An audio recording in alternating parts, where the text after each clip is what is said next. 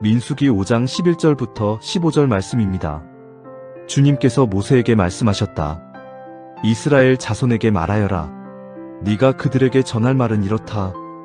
어떤 남편이든지 아내가 잘못을 저질러 남편을 배반하여 남편 몰래 다른 남자와 동침하였는데 아내가 그 사실을 숨기고 있고 그 여인이 강요받음 없이 스스로 몸을 더럽혔는데도 증인마저 없고 현장에서 붙들리지도 않았을 경우에 남편이 자기 아내가 몸을 더럽혔으므로 화가 나서 아내를 의심하게 되거나 또는 아내가 전혀 몸을 더럽히지 않았는데도 다만 남편이 의처증에 걸려 아내에게 미운 감정이 생기면 그 남편은 아내를 제사장에게 데리고 가서 아내의 몫으로 보릿가루 10분의 1 에바를 제물로 바쳐야 한다.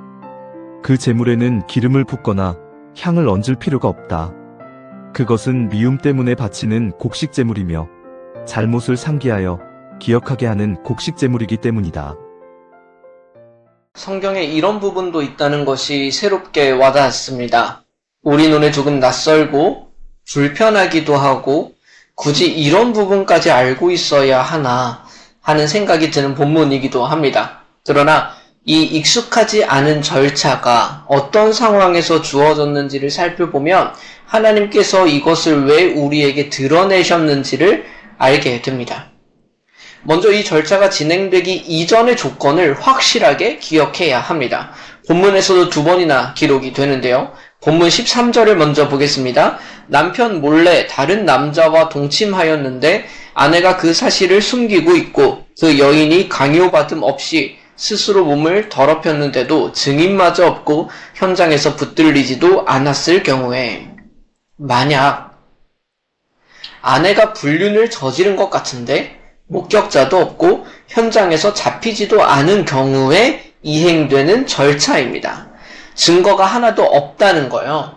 만약 증거가 있다면 이런 절차는 행할 필요가 없습니다. 바로 재판에 들어가면 됩니다. 모든 불륜의 절차가 이렇게 흘러갔다는 것이 그래서 아닌 거예요. 증거가 존재하지 않을 때. 그러나 남편에게 의심하는 마음이 생겼을 때 이행하는 절차입니다. 그리고 본문은 한마디를 더 덧붙입니다. 14절입니다. 남편이 자기 아내가 몸을 더럽혔으므로 화가 나서 아내를 의심하게 되거나 또는 아내가 전혀 몸을 더럽히지 않았는데도 다만 남편이 의처증에 걸려 아내에게 미운 감정이 생기면 이 의심은 당연히 실제로 그런 일이 없었는데도 불구하고 남편이 의처증에 걸려 의심하는 경우도 포함합니다. 그러니까 본문은요, 죄 지은 아내를 다루는 규정이 아니에요.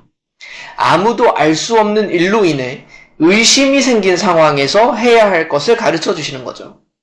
당시 시대에 이스라엘 민족이 아니라 다른 문화권에서는 이 일을 어떻게 처리했을까요? 고대 근동에는 비슷한 관행들이 보이거든요. 예를 들어 의심받는 사람을 강물에 던져요. 그래서 살아나오면 무죄라고 생각하는 마녀사냥 같은 느낌인 거죠. 딱 들으면 공감이 가시나요? 아마 무죄하게 목숨을 잃은 사람이 많겠다 하는 생각이 바로 들죠.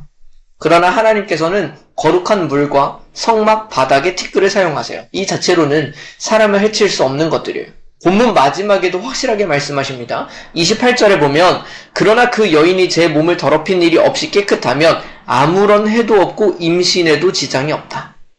그리고 또 살펴봅시다. 증거가 없는데도 의심이 생겼을 때 남편이 할 수 있는 일이 무엇이었을까? 아마도 더 많은 경우에는 스스로 판단하고 처리했을 거예요. 그러나 고대 사회의 이것은요, 아내한테는 삶이 끝나는 것과 같은 거예요. 그래서 하나님께서는 이 판단을 남편이 하게 두지 않으세요. 제사장에게 데려가게 하십니다. 하나님 앞으로 가져오라는 거예요. 아내는 남편의 분노 앞에 서는 것이 아니라 하나님 앞에 설 수 있게.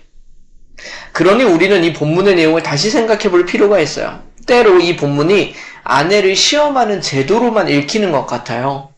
그러나 방금 본 것처럼 이 문제의 시작은 아내의 죄가 아니라 남편의 의심입니다. 죄라는 것이 확실하면 이런 절차를 밟을 필요가 없어요.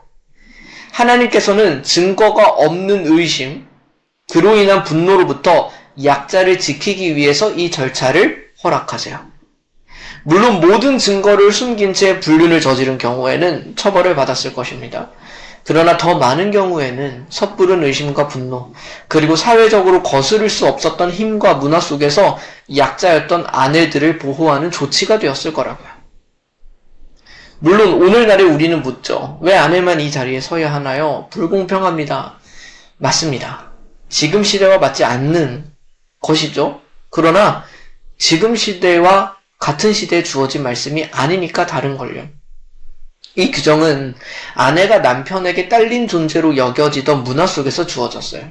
하나님께서는 그 세상을 뒤집어 엎으시는 대신에 그 안에서 가장 약한 자리에 선 사람을 하나님 앞으로 부르시고 보호받게 하십니다. 언제나 세상이 막 뒤엎어지고 막 이렇게 할 때도 우리는 그게 필요하다고 생각하지만 사실 그때마다 가장 큰 피해를 보는 건 또 역시 약자들이거든요. 시간이 흘러 한 여인이 사람들의 손에 끌려서 예수님 앞에 서지 않습니까? 심지어 이때는 현장에서 가늠하다가 잡혀왔어요. 그런데 예수님께서 무엇을 하시죠? 몸을 굽혀서 땅에 무엇인가 쓰셨다고 말합니다. 그리고 돌을 든 사람들에게 물으시죠. 누가 먼저 돌을 던지겠느냐? 자세한 상황을 알지 못하지만 예수님께서는 그 여인의 편에 서셨습니다. 아무 힘도 말도 할 수 없는 그녀를 보호하셨죠. 우리도 때로 어떤 확실한 증거도 없이 누군가를 의심하는 자리에 섭니다. 의심이 드니 그를 향한 분노도 올라오기 마련이죠. 그런데 우리의 마음은 그 의심을 확신으로 바꾸기도 너무 잘해요. 그런 우리에게 가뜩이나 힘도 있다면 주변에 나를 따르는 사람이 더 많고 내 편에 서주는 사람이 더 많고 어떤 결정권도 내가 가지고 있다면 어떻게 될까요? 하나님께서는 이 모든 것을 그래서 자신 앞에 내려놓고 맡기게 하기를 원하십니다. 우리는 다 알지 못해요. 또 우리가 얼마나 타락한 존재이고 얼마나 악할 수 있는지를 안다면 우리는 내려놓아야 됩니다. 반면 하나님께서는 선하시고 아무도 보지 못하는 일도 보고 계세요. 우리는 남을 의심하고 판단하는 자리에서 내려와야 합니다. 그리고 하나님께 맡기는 겁니다. 하나님께서 이 일을 보고 계십니다. 그리고 하나님께서는 공의롭게 그 모든 일을 해결하실 겁니다. 잠시 함께 기도합시다. 하나님 아버지, 저희는 증거도 없이 마음속으로 사람을 판단합니다. 짐작으로 미워하고 의심으로 관계를 무너뜨립니다. 그러나 이 모든 일을 주님께서 아십니다. 알 수 없는 일은 주님께 맡기게 하시고 섣부른 의심과 판단의 자리에서 내려오게 하여 주십시오. 또한 수많은 약자들이 사람의 분노가 아니라 주님 앞에 서도록 지켜주십시오. 무엇보다 저희 자신의 마음속 숨은 것부터 살펴보게 하여 주십시오. 예수 그리스도의 이름으로 기도드립니다. 아멘.